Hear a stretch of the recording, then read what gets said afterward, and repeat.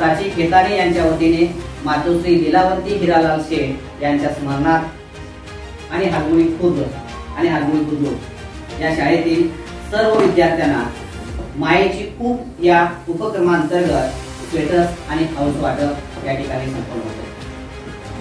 साधारणतः लाखो विद्यार्थ्यांना स्वेटर्स वाटप, स्कूल वाटप, शैक्षणिक खाऊ वाटप करण्यात आलेले आहे। समोरचे स्वेटर्स तुम्ही पाहिल्यानंतर ज्यावेळी तुम्ही अंगात घालाल त्यावेळी तुम्हाला समजेल की हे काय गोष्ट आहे। आणि हागमुळी खुर्द या दोन शाळांना त्या ठिकाणी स्वेटर्स प्रदान आणि खाऊ प्रदानचा कार्यक्रम या ठिकाणी होतो आहे। स्मृती दिन आहे, तर मी सगळ्यांना एक विनंती करेन, 2 मिनिटं जागेवर उभारून त्यांना आदरांजली देतो।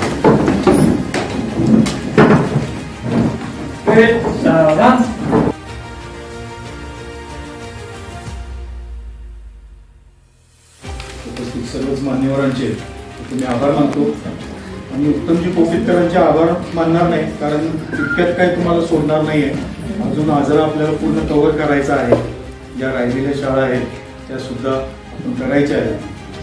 ह्या माणसाबद्दल जेवढं सांगावं तेवढं कमी आहे की अत्यंत दुर्गम अशा भागात मला सांगितलं की चेरापुंजीसारखा तिथं पाऊस पडतो अशा ठिकाणी आता निदान जायला रस्ता तरी झालेला आहे, पण ज्यावेळी रस्ता नव्हता त्यावेळी सुद्धा मी त्यांच्या शाळेत गेलेलो आहे। अगदी म्हणजे मोठे मोठे दगड होते, त्याच्यातून गाडी घालत 2 माणसं पुढे आम्हाला सांगत की बाबा डावीकडे घ्या, उजवीकडे घ्या, अशा पद्धतीची शाळा अगदी भर पावसात सुद्धा कमरे एवढ्या पाण्यातून ही व्यक्ती त्या शाळेत आवर्जून न चुकता जाते। की हे जे दिनदर्शिका आहे ही 12 महिन्याची दिनदर्शिका आहे आणि त्याच्यानंतर आता हे जानेवारी फेब्रुवारी आहे, हा जानेवारी फेब्रुवारी महिना झाला की हे जे पान आहे, हा जो कागद आहे, हा कागद रात्रभर पाण्यात भिजवायचा, सकाळी हा फाडून कुंडीत किंवा आपल्या परसबागेत याचं रोपण करायचं, त्याच्यावर माती टाकायची, याला पाणी द्यायचं, ह्याच्यातून झाड येतं।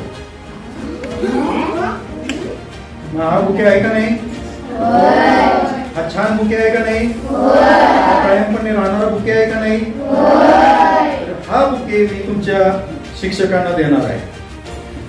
कागद कशापासून बनतात माहिती आहे का? तुमच्या जर प्रत्येक वेळी नवीन कागद बनवायचा झाला तर किती झाडं तोडली जातात माहिती आहे?